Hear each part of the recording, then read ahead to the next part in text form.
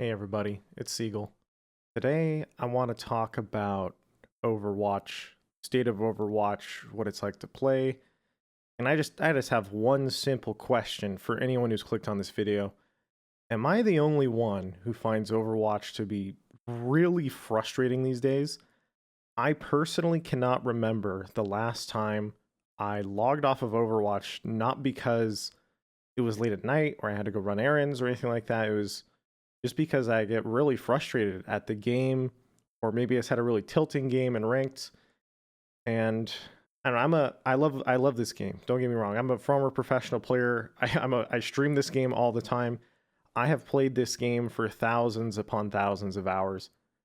But there is just one very consistent trend in my Overwatch experience. Good games are really good, and bad games are really bad. And I think this is the fundamental issue behind Overwatch currently. I We need to figure out a way to normalize the experience a little bit more so that way when I click on the Overwatch rank button, I don't have to have a coin flip on whether or not I'm going to have fun. And this is coming from a person who's a professional streamer, a former pro player, right? I can't imagine what the average player looks like who only has like a couple hours a day to play this game.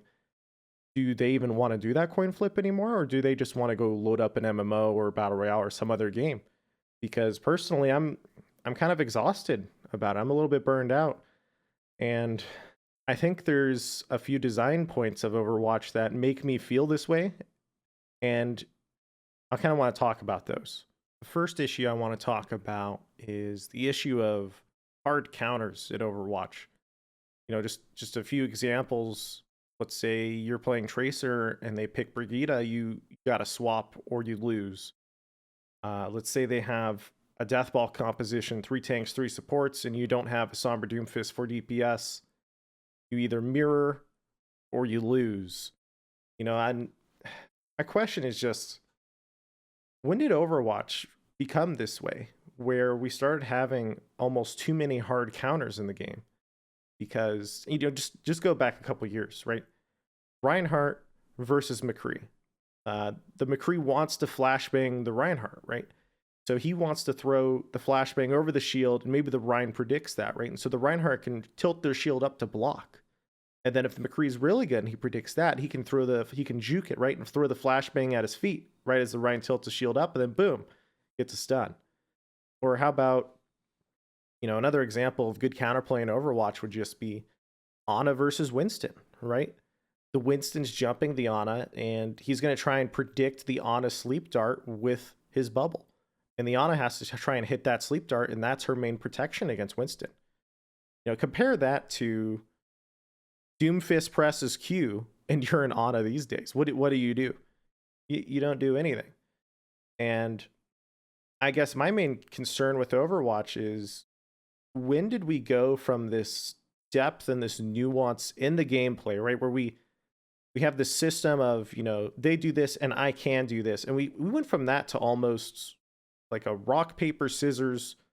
Like, I have a spreadsheet open of the counters. I pick this, therefore I win, right? Like, here's a couple examples. Like, if there is a Masters, High Masters slash GM Brigida on the other team, and you're a professional level Overwatch League Tracer player, you're probably going to swap, or else you're kind of throwing.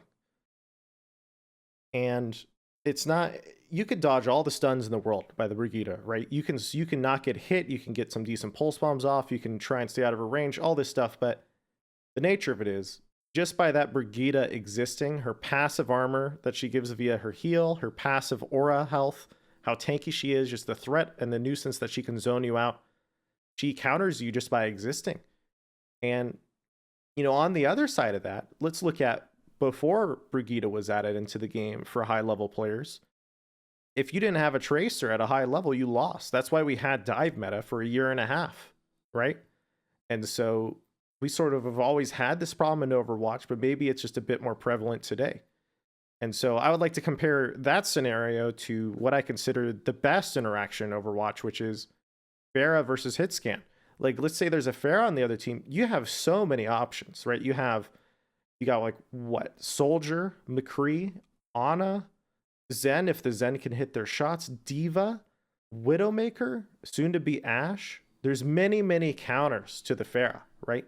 But it's not like just by existing, the Pharah can't do anything. Like I played Pharah in Overwatch League, right? So even versus her hardest counter, which would be Widowmaker, there's a lot of counterplay. Like I can choose routes to play, I can choose angles to play. I can like even though it's not optimal, I know how to play it because there's a lot of depth to that interaction between the two counters, right? And so I consider that sort of to be the heart and soul of Overwatch in a lot of ways, where that's the depth of the game to me.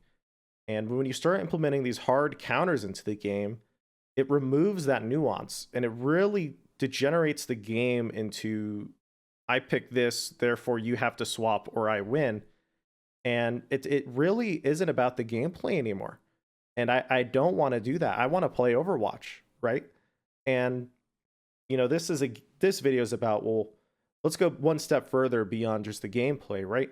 So why is this bad for a typical ladder experience? Well, let's put it this way. If my teammate picks a hero that I think is hard countered by one on the other team, suddenly I feel powerless. I feel that we're going to lose no matter what we do because we're at a severe disadvantage even before we even get to play the game. I'm no longer looking at the gameplay. I'm just looking at what heroes my team are picking and choosing. Like, let's say we have a Tracer and they swap to Brigitte. Now I'm going to stare at my Tracer and be like, hey, can you swap or otherwise we're going to lose? And that's just how it is. It promotes toxicity towards your teammates because it makes you feel powerless. And that powerlessness makes you feel frustrated. And that frustration is pointed towards the people who are on your side. And I feel like I have to, a lot of the time, just fill out this checklist of, hey, do we have a hero composition that is viable at all towards the enemy's counters? Yes or no? And I have to go in like this, in this little form.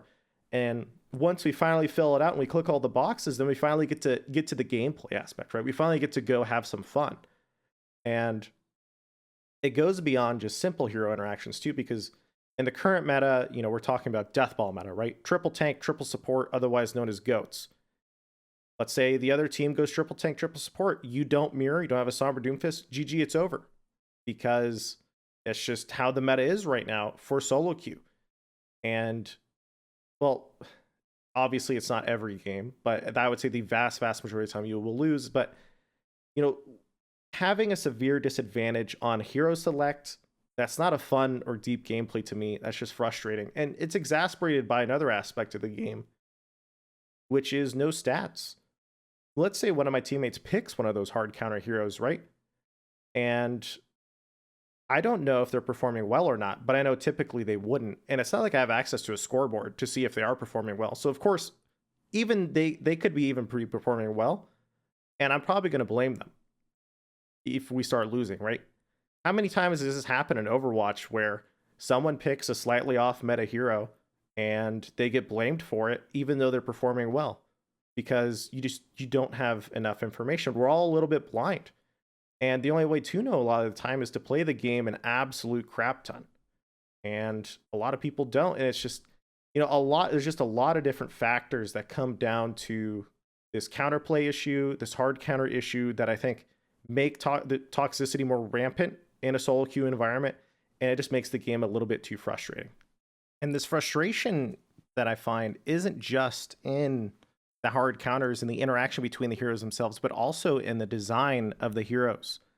I mean, just look at it this way, guys. There's been, 7 if you count Ashe, but Ashe hasn't hit ranks. But let's just ignore Ashe for now. There have been 6 heroes added since Ana was released in late 2016. So just about just over 2 years, right?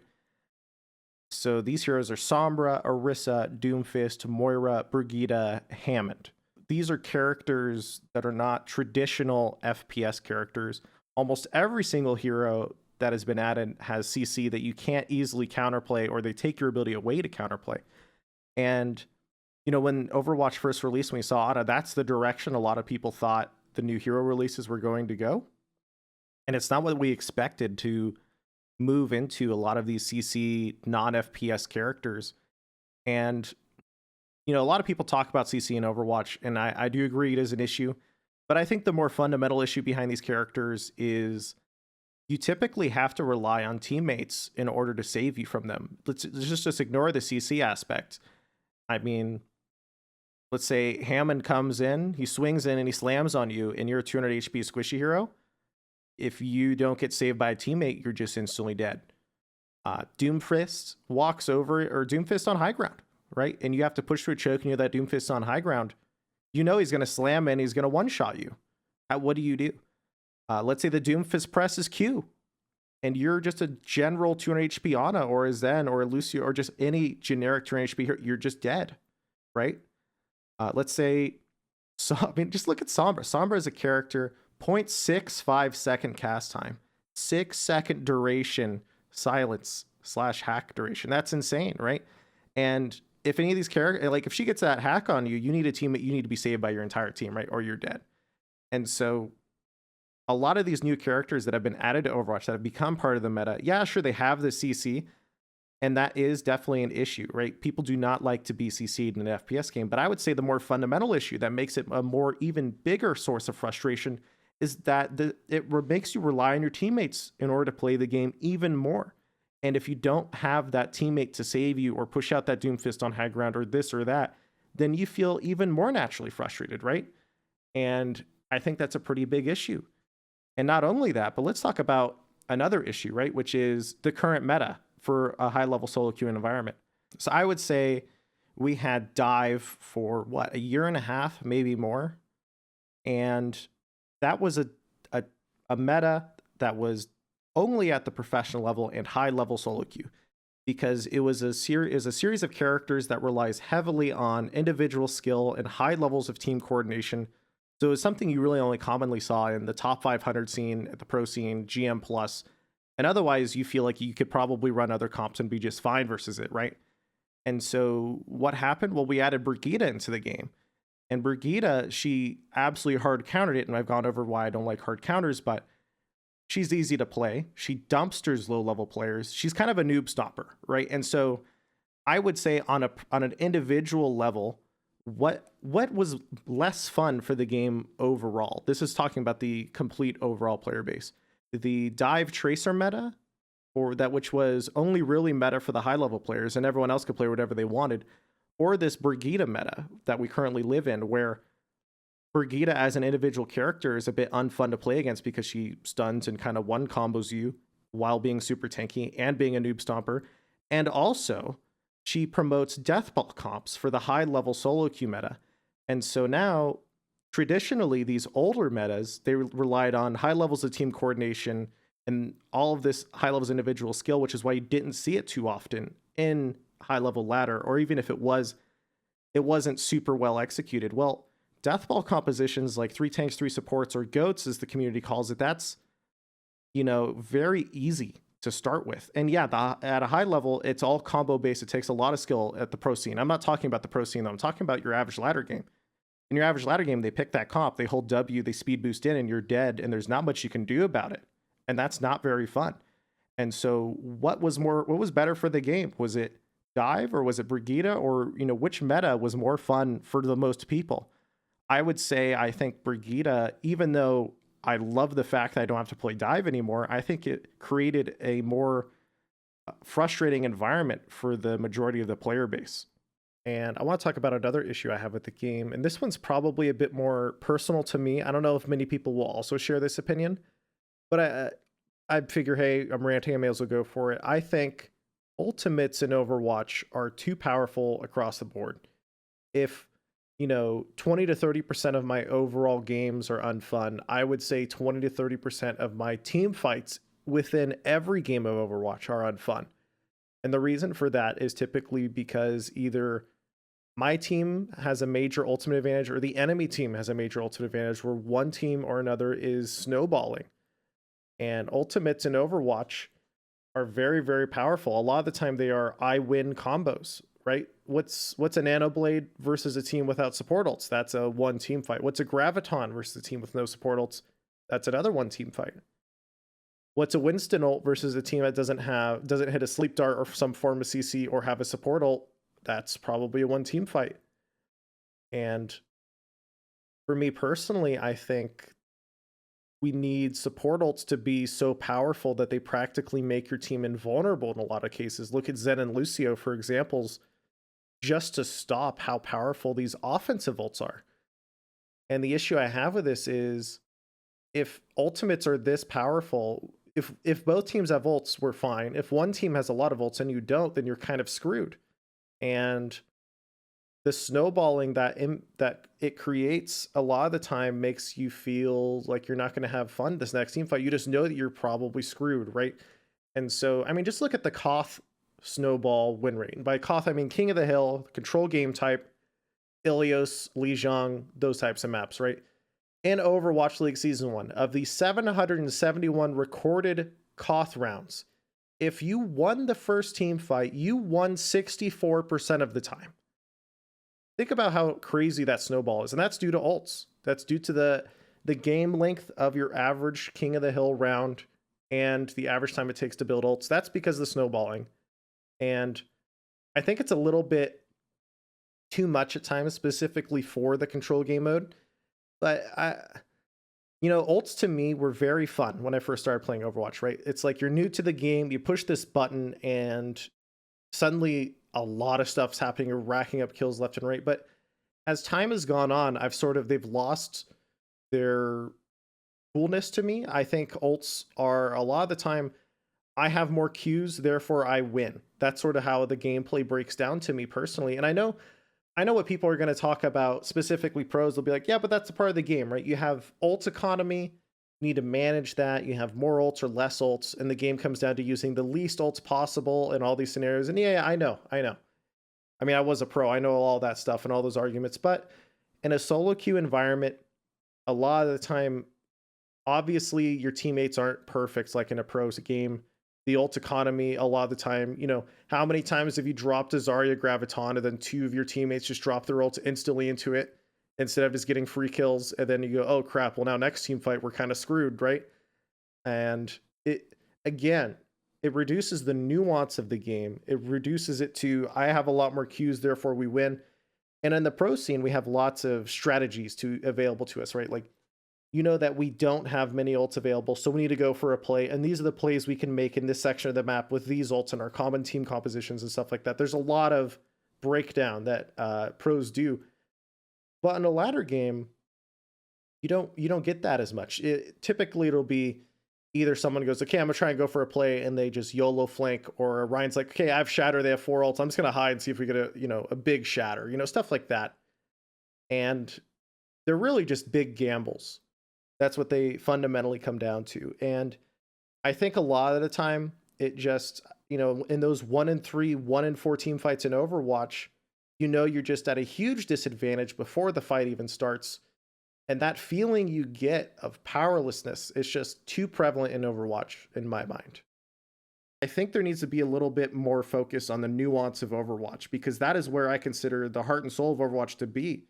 This back and forth action between heroes, coming up with strategies and plans, and then acting around them.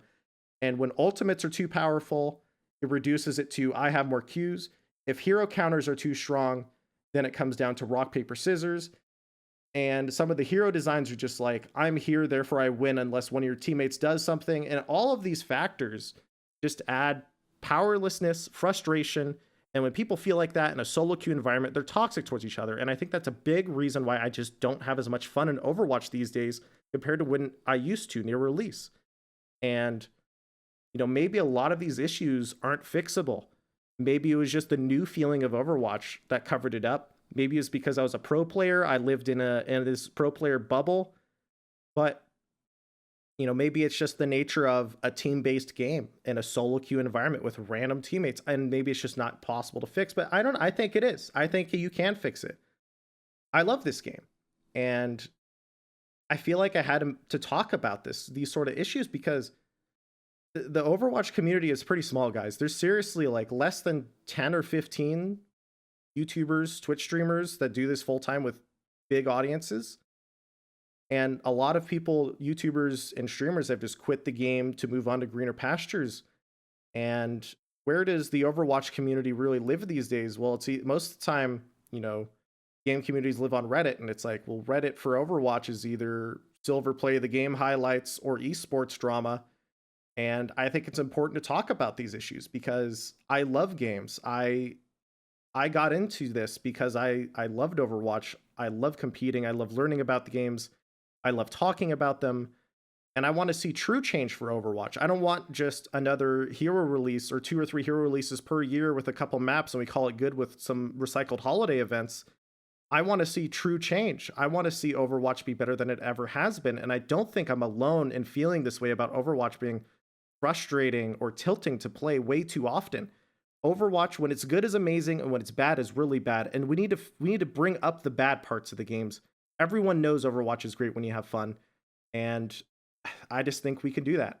I think Blizzard can do that. I think it is fixable, and thank you for watching. If you enjoyed this video, please just let me know what you think. I am very, very nervous uploading this type of content. I'm usually the guy who just chills, talks about the game on Twitch, and just hangs out, and this channel is usually for highlights, but when I said I retired from being a pro, I was serious that I wanted to put out more serious content. And this is a video that to me demanded to be made after so many times I'm on stream and I'm just not having fun or I'm tilted and people are like, Seagull, why are you sad? And you used to be this sad. And I didn't know how to appropriately tell them, why don't I have as much fun anymore? And I feel like this video had to be made. So thank you for watching. Please like, comment, subscribe, eBay, Instagram, Twitter. I don't know what YouTubers do. They have that whole spiel. I think there's something with a bell. But I love you guys. Thank you for watching. Thank you for all the support. I'll see you next time. Peace.